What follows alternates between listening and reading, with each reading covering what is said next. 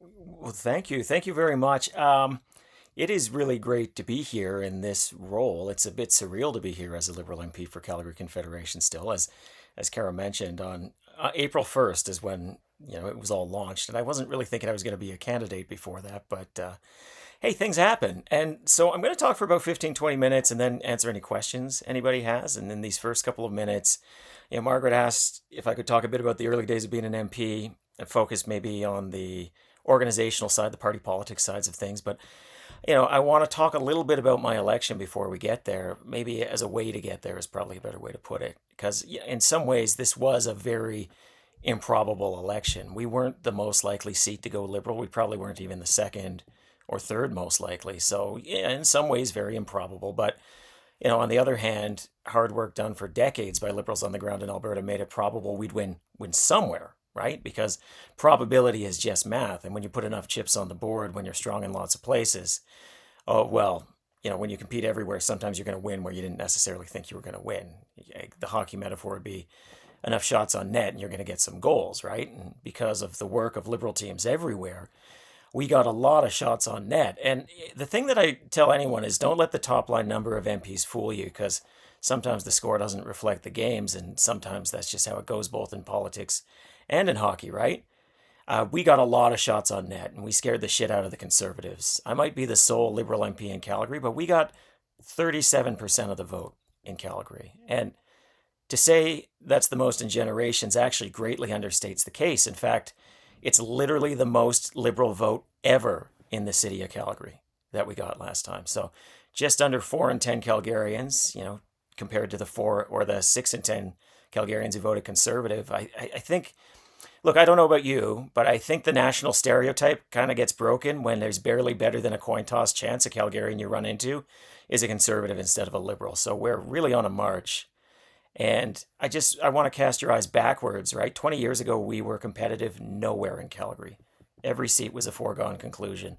And now we are competitive, truly competitive, in about a third of the ridings. And I look at ridings like Calgary Heritage, where we went from 16% of the vote in 2021 to 35% of the vote this year. And I think, well, more coming too, right? Like a third is our starting point. Maybe we're already there when you start seeing numbers like 35%. And absolutely the same story in Edmonton. Like Riverbend went from 25% of the vote to 45%. Edmonton West went from 24% to 41%. And I guess the thing I really want to say is that didn't just happen. It took strong, dedicated, well-trained, perpetual organizations to do the hard, grueling work to move those chains and get us there. And we built on a lot of past successes so that we were prepared when the next wave came, and we capitalized on it. And, frankly, I think most of us were pretty surprised it came when it did, how it did. 6, 7 months ago, it was looking a little bit different, but we were ready because we did the work. And I think I'll speak specifically at Calgary Confederation. I think we outperformed expectations for 3 reasons, all of which I think highlight that need for a perpetual organization. And Kara was alluding to some of it here as we were going along. First, we had a roadmap built for us by the Calgary Confederation candidate Matt Grant in 2015. So many of you know Matt Grant. Many of you know how close that election was in Calgary Confederation. Matt lost by 2 points, and the NDP got 8% of the vote in that particular election. So on the doors, we'd run into voters who were like, oh, I'm going to be Liberal or NDP. And we were able to, I don't know, conversion rate was almost 100%. Say, but remember 2015? And people go, oh, right, 2015, right? So we're able to make this credible case that we were the competitive option, and it was possible to beat the Conservatives if progressives worked together. So past efforts fueled present results. And I say with 100% confidence, I would not be MP if Matt Grant hadn't come so close in 2015. There's not a doubt in my mind about that. The second thing we had going for us in Calgary Confederation was we had infrastructure. Of course, Kara is the person who manifests that infrastructure. She is the infrastructure, but she's not the only one. But of course, she's led it for so much of the time. She was the organization chair, and of course now she's the EDA chair, and she made sure that the core Calgary Confederation team was well trained, both with the theory, but also the practice. Taking people on door knocking, making sure they were out, knew how to use Liberalist and Minivan, and that was really, really important. Similarly, our finance teams made sure the bank accounts were full, lists were current, organizers were organized.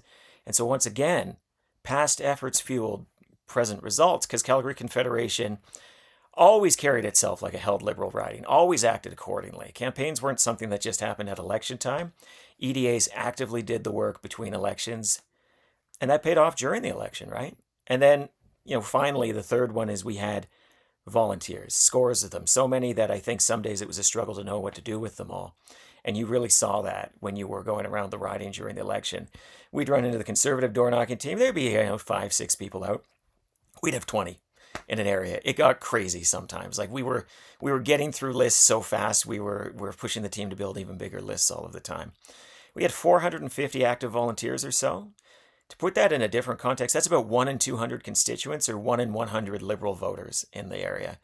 And that was built not in one day, but it was built from lists made over many elections, kept current over that time. And we were able to harness them because of the systems that Calgary Confederation's EDA had built up over the years. And Kara mentioned I was the EDA chair in 2014. And yeah, I would also say that's maybe another proof point of this is why you build for a long time, right? Like involvement can go back many, many years. Sometimes you got to step in and out, depending on the job you're in, nonpartisan. But we were building a strong organization for literally decades.